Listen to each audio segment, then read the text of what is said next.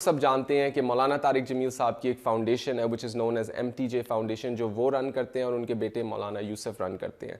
آپ لوگوں کو یہ بھی پتا ہوگا کہ مولانا صاحب کا زندگی میں صرف ایک ہی گول رہا ہے اور وہ ہے اسلام کا پیغام پہنچانا اور انسانیت کے اندر بہتری لانا. تو انہوں نے ہمیشہ انسانیت کے بارے میں ہی سوچا ہے. تو اب اس فاؤنڈیشن کے تھرو ان کا یہی گول ہے، انسانیت کے اندر نہ تو صرف بہتری لانا بلکہ انسانیت کی مدد کرنا، اور اس میں ان کو آپ کی ضرورت ہے. اس سال آپ اپنا صدقہ نکالنا چاہتے ہیں، زکوٰۃ نکالنا چاہتے ہیں، یا صرف آپ کوئی بھی دل سے کسی کی مدد کرنا چاہتے ہیں، تو میں آپ سے یہی صرف ایک درخواست کروں گا کہ آپ MTJ فاؤنڈیشن کے تھرو کریں. میں نے تھوڑا سا بتایا ہے کہ میرے نبی کیا شان والے ہیں، کتنی عزت والے ہیں اور کتنے علم والے ہیں.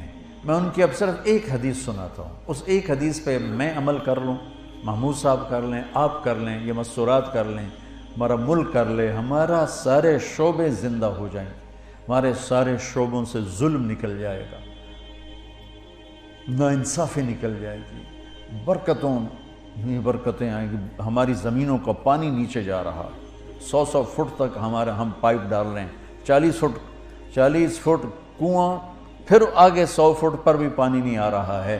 اس قدر بے برکتی کا سامنا کرنا پڑ رہا ہے. تو میں ایک حدیث سناتا ہوں. یہ پچھلی جو میں نے ساری بات کی تھی، ایک چونکہ جب آپ جاننے والے کو ہی بولنے والے کو نہیں جانتے تو بول کو کیا جانو. بلکہ ایک واقعہ سناتا ہوں آپ کو. عبد الخالق تھے، وہ DIG ریٹائر ہوئے، میرے بڑے اچھے دوست تھے. تو وہ پروموٹ ہوئے فیصل آباد سے، SSP سے DIG پروموٹ ہوئے. تو یہاں کافی سروس کر کے گئے تھے. وہ آگے 4 مہینے لگانے. تو اس وقت یہاں ظفر لک میرا اسکول کا بڑا اچھا دوست تھا. سینٹرل ماڈل اسکول میں ہم اکٹھے پڑھے. 1 سال میں آگے تھا، وہ پیچھے تھا، لیکن ہمارا ہاسٹل میں کمرہ ایک تھا. میں نے اس سے کہا چلو تمہیں ظفر سے ملاتا ہوں. وہ کہنے لگا میرا وہ بیچ میٹ ہے. میں نے کہا میرا اسکول میٹ. چلو. تو یہ جو آپ کی پولیس لائن کا ایک دروازہ اس روڈ کی طرف ہے، جو یہاں سے یوں آگے، ایک تو ہے نا وہ جوہر یونیورسٹی کی طرف سے دروازہ، ایک ہے اس طرف سے گیٹ. ہاں وہ آپ پولیس والوں کے لیے. اب میں بھی داڑھی والا ٹوپی والا، وہ بھی داڑھی والا ٹوپی والا. تو اس نے کہا، سپاہی کھڑا تھا، تالا لگا، اور کہا بھائی جی دروازہ تو کھولو. تو وہ کہتا اتوں آؤ، بڑے اتوں آؤ. اسے کیا خبر کہ یہ بلا کھڑی ہوئی ہے. پولیس والے کے لیے، سپاہی کے لیے تو DIG بڑی بلا ہے. معذرت کے ساتھ محمود صاحب سے انہوں نے کہا 2 صوفی صاحب نے میرا کی کر سکتے. اچھا جون کا مہینہ تھا، شدید گرم. انہوں نے پھر کہا بھائی تیری بڑی مہربانی، کھول دے، گرمی بہت ہے، وہ دروازہ بڑا دور ہے تو یہی کھول دے. کہا صوفی صاحب تجھے سنیا نہیں، وہ تم آؤ. اس نے تیسری دفعہ پھر محنت کی کہ بھائی کھول دے، تیری بڑی مہربانی. کہتا تجھے میرے مغرب پہ میرے کو چابی کوئی نہیں، ابھی کو نہیں تالا لگا ہے. تو اس کے بعد اس نے کہا میرے بھائی میں عبد الخالق DIG. وہ کرتا ہے سر زمین تے ہی بہ گیا. اس نے کہا بھی مارے آ گیا، یہ تو DIG میں نے لے دے گیا. اس نے کانپتے ہاتھوں سے چابی نکالی اور ایسے کانپتے اس نے تالا کھولا، اور بیچارہ لگتا تھا ابھی فوت ہو جائے. تو میں نے کہا مجھے آج ایک بات سمجھ میں آئی، جب تک بولنے والے کی قدر نہ ہوگی، بول کی قدر کون کرے گا. ہمارے دلوں میں اللہ کے رسول کی وہ قدر ہی نہیں رہی، ورنہ میرا دیس جھوٹ بولتا، میرا دیس ملاوٹ کرتا، جوئے کے اڈے چلاتا، زنا کے اڈے چلاتا، سیاست کے نام پہ فرعونیت کرتا. جانتے ہی نہیں ہمارے نبی ہیں کون.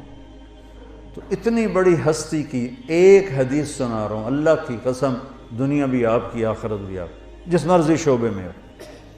آپ نے کہا 4 اذا کانت فیک ما ضرک ما فاتک من الدنیا. 4 باتیں مجھ سے لے لو، 40 نہیں، 400 نہیں، 4. کہ 4 باتیں صرف مجھ سے لے لو اور آنکھیں بند کر کے سو جاؤ، دنیا بھی تمہاری، آخرت بھی تمہاری. میرے نبی کبھی بڑے بڑے وظیفے نہیں بتاتے تھے، امت کو سہولت میں رکھا. فرمایا 4 باتیں لے لو، دنیا بھی تمہاری آخرت بھی۔ صدق و حدیث، ہمیشہ سچ بولنا، جھوٹ نہ بولنا۔ اب تمہارا محکمہ پولیس ہے ہی سارا جھوٹ پر، تمہارا نہیں، میرا دیس، میرا بازار، میری تجارت، میری زراعت، میری سیاست، سب جھوٹ پر ہے۔ صدق و حدیث، حفظ و امانت، کسی کو دھوکہ نہ دینا، دھوکہ نہ دینا، فراڈ نہ کرنا، غلط FIR نہ کاٹنا، دھوکہ نہ دینا، بے گناہوں کو 302 میں نہ دھر لینا۔ کتنے بے گناہ پھانسی چڑھ گئے۔ حسن و خلیقت، اخلاق اچھے رکھنا، گالیاں نہ دینا، بدتمیزی نہ کرنا، میٹھے بول سے لوگوں کے دل خریدنا، بشاشت سے، مسکرانے سے لوگوں کے دلوں پہ راج کرنا۔ عفت فی طعمت، رزق حلال کمانا۔ 4 باتیں، اور اس میں پورا دین میں نے میں نے نہیں ڈالا، میرے نبی نے پورا دین ڈال کے دے دیا۔ فرائض کے بعد نمازی تو چھٹی کوئی نہیں، میرے نبی کے نواسے نے سر کٹایا، نماز نہیں چھوڑی، اپنی ساری اولاد ذبح کروا دی، نماز نہیں چھوڑی۔ اس کے بعد کون یہ کہہ سکتا جی پڑھی نہیں جانتی؟ اور فرائض کے بعد میرے نبی یہ 4 باتیں بتا رہے، سچ بولنا، جھوٹ نہ بول۔ ہائے ہائے، میرے نبی نے کہا کہ اور کسی کو دھوکہ نہ دینا، دیانتداری سے چلنا۔ ان 2 صفتوں پر میرے نبی نے فرمایا کہ میرا امتی ہر گناہ کر سکتا ہے، 2 نہیں کرے گا، ایک جھوٹ کبھی نہیں بولے گا، ایک دھوکہ کبھی نہیں دے گا۔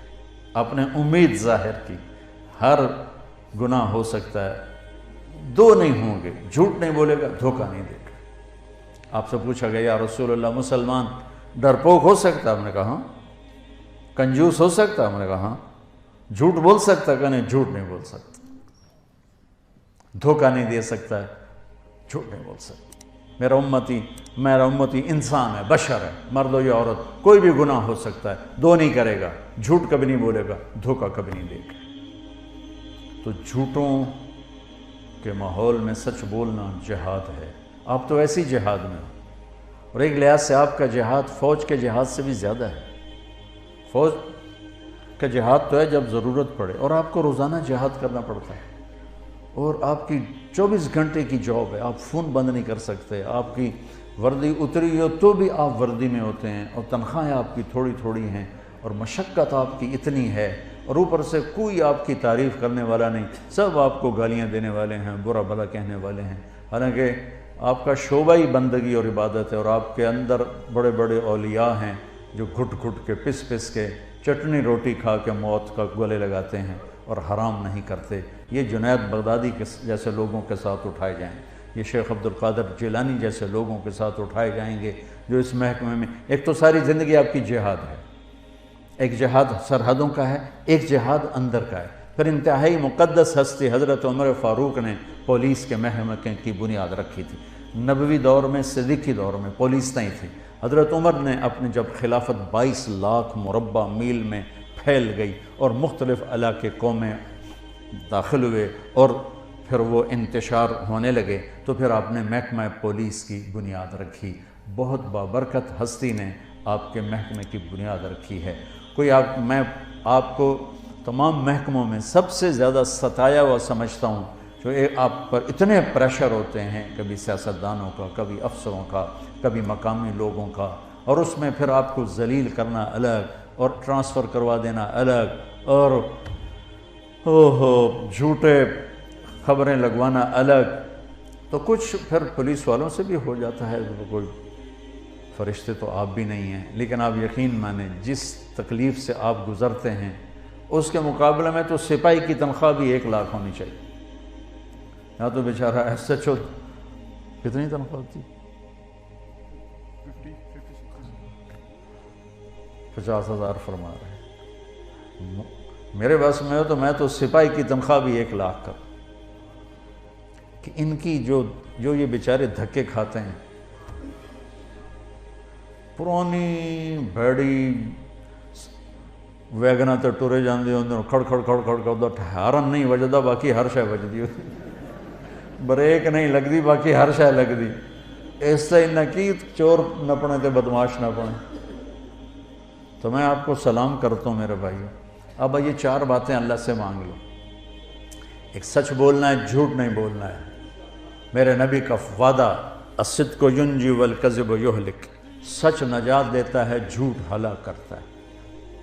کبھی دھوکہ نہیں دینا ہے, دیانتداری سے قلم چلانا ہے, دیانتداری سے معاملہ کرنا ہے. میرے نبی نے فرمایا, ہاں اب دیکھو میرے نبی کی 2 صفتیں ہائی لائٹ ہوئیں, صادق امین, سچا اور دیانتدار. اگر آپ مجھ سے سوال کرو نا کہ مولانا صاحب اسلام کو 2 لفظوں میں بتاؤ تو میرے پاس 2 لفظ ہیں, سچائی اور امانت داری. اور اب مجھ سے پوچھو کفر کو 2 لفظوں میں بتاؤ تو میرے پاس 2 لفظ ہیں, جھوٹ اور دھوکے بازی. اور تیسرا بھائی اپنے اخلاق اچھے کرو. آنے والوں کے ساتھ, آنے والے مظلوم بھی ہوتے ہیں تو ظالم ہوتے ہیں. مظلوم آتا ہے لیکن وہ ظالم بن کے جاتا ہے. ایک آدمی کی واردات ہوتی ہے 5 بے گناہوں کو لکھاتا ہے. تو ہمارا تو مظلوم بھی ظالم ہے. آپ کی ڈیوٹی بہت سخت ہے. خوب اللہ روزانہ تھانہ ڈیوٹی پر جانے سے پہلے 2 نفل پڑھ کے گئے کرو کہ یا اللہ میرے ذریعے سے کسی پہ ظلم نہ ہو, زیادتی نہ ہو. تو دیانتداری اور سچائی یہ آپ کو 4 چاند لگا دے گی. اور اچھے اخلاق, آپ کا مسکرا کے ملنا بھی صدقہ ہے. میرے نبی نے فرمایا ابتساموں کا فی وجہ اخی کا صدقہ. تو اپنے مسلمان بھائی کو مسکرا کے مل, یہ بھی تیرے لیے صدقہ ہے. ماں باپ زندہ ہیں تو ان کی خدمت کرنا, ان کی دعا لینا, یہ آپ کے لیے سینکڑوں حجوں سے بہتر ہے. خواجہ حسن بصری نے فرمایا, ایک نوجوان کہنے لگا حج پہ جانا چاہتا ہوں. فرض حج کر لیا تھا اس نے. تو کہا تیری ماں زندہ ہے؟ کہا جی. اس وقت تو حج پہ جانا ایسا نا کہ 5 دن ہو کے آ گئے, بڑا عرصہ لگتا تھا. فرمایا تو اپنی ماں کے سامنے بیٹھ کے ایک ہی دسترخوان پہ کھانا کھائے اور وہ تجھے دیکھ کے خوش ہو رہی ہو, یہ میرے نزدیک تیرے نفلی حج سے زیادہ بہتر ہے. تو اگر آپ کے والدین زندہ ہیں ان کی خدمت کریں, ان کی دعا لیں. ان کی دعائیں اللہ کے عرش کو ہلا دیتی. کہ اللہ تعالیٰ کی بارگاہ میں کسی نے بڑی جنت بنانی ہو تو اپنے ماں باپ کی دعا لے لیں.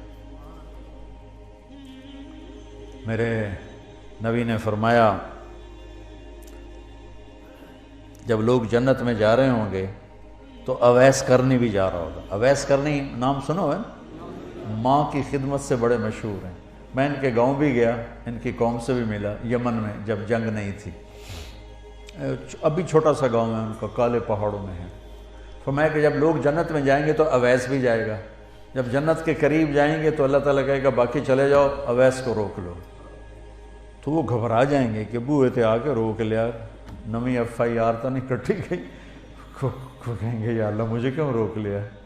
سبحان اللہ تعالیٰ فرمائیں گے ذرا پیچھے دیکھو.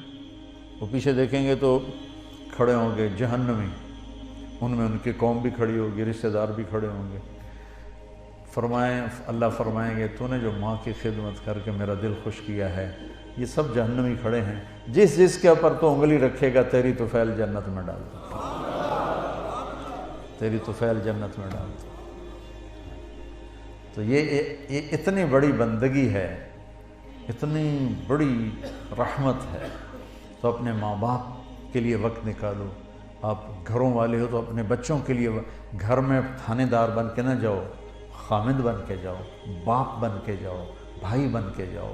ساری تھانے داری باہر رکھ کے آؤ اور اپنے بچوں کو ٹائم دو, پیار دو, محبت دو. بیوی کو تنخواہیں تھوڑی ہیں, مشکلات زیادہ ہیں, تو میں ایک آپ کو وظیفہ بتاتا ہوں اللہ کی بارگاہ سے رزق کے حلال دروازے کھلوانے کا. چونکہ رزق حلال, چوتھی چیز کیا ہے؟ رزق حلال.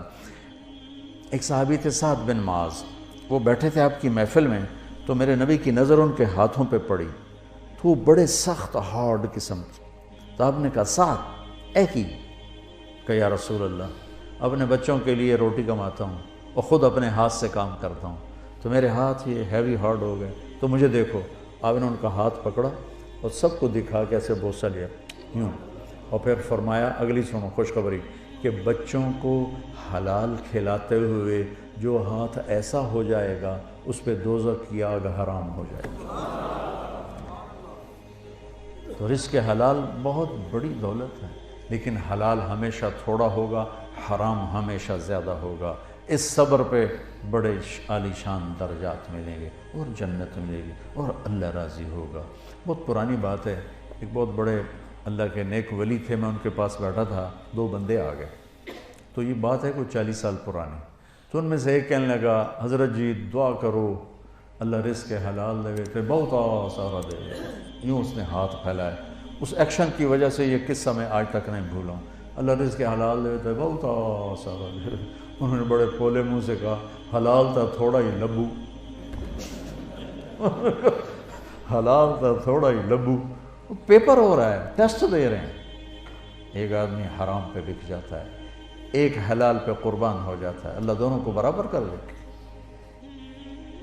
ایک کے دامن پہ کسی بدکاری کا داغ نہیں، ایک کا دامن داغدار ہے، کیا خیال ہے شمر اور حسین کو اللہ برابر کر دے؟ ورنہ تو کربلاؤں کا فلسفہ ہی ختم ہو کے رہ جائے۔ تو رزق حلال کا ایک وظیفہ بتاتا ہوں، بڑا سوکھا۔ ایک صحابی آئے، یا رسول اللہ رزق کی تنگی ہے، کوئی عمل بتا دیں۔ آپ نے فرمایا باوضو رہا کر تیرا رزق بڑھ جائے گا۔ آپ یہ کر لیں، جو کچا نمازی ہے نا وہ بھی پکا ہو جائے گا، جو کہ بہت سارے کہتے ہیں یار وضو کرنا پڑے گا، جب وہ باوضو ہوگا نا تو نماز پڑھنے میں کوئی دیر نہیں لگے۔ آپ اپنی ڈیوٹی میں خالی فرض پڑھ لیں وہی کافی۔ ہاں ڈیوٹی سے آف ہیں پھر پوری پڑھ، ڈیوٹی میں آپ دیکھتے ہیں کہ سہولت ہے پوری پڑھ، مشکل نظر آ رہی ہے خالی فرض پڑھ لیں۔ تو آپ نے کہا باوضو رہ تیرا رزق بڑھ جائے گا۔ تو آپ باوضو رہو، اللہ آپ سے پیار کرے گا۔ باوضو موت آ گئی شہادت کا درجہ ملے گا، اور باوضو رہنے لگے تو اللہ دروازے وہاں سے کھولے گا جہاں سے خواب و خیال میں، اور حلال کے کھولے گا۔